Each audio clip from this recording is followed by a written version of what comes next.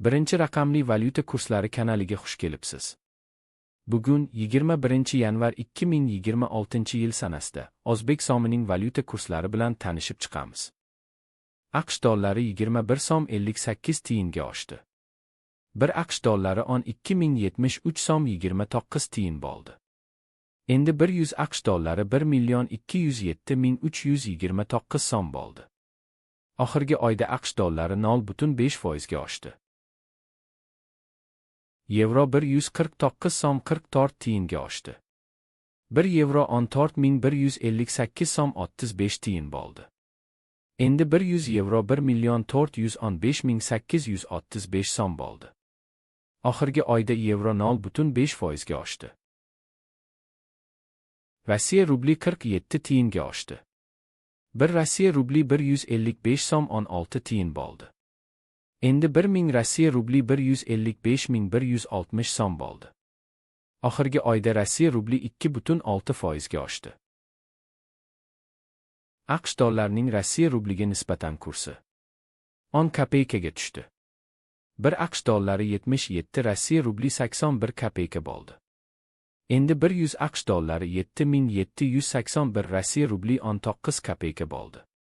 Oxirgi oyda AQSh dollarining Rossiya rubliga nisbatan kursi 2.0% ga tushdi. Boshqa valyuta kurslari ro'yxati bilan tanishib chiqing.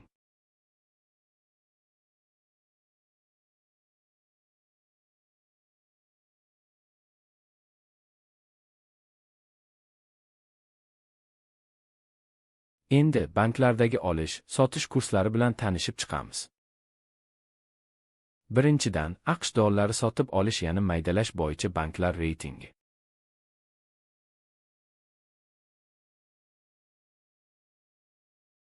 Endi AQSh dollari sotish bo'yicha banklar reytingi.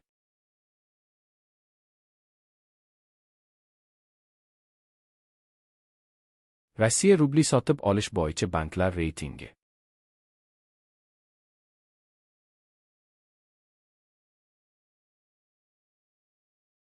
Rossiya rubli sotish bo'yicha banklar reytingi.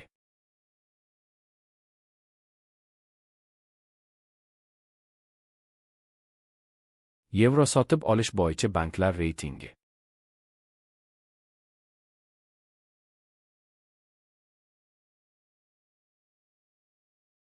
Yevro sotish bo'yicha banklar reytingi.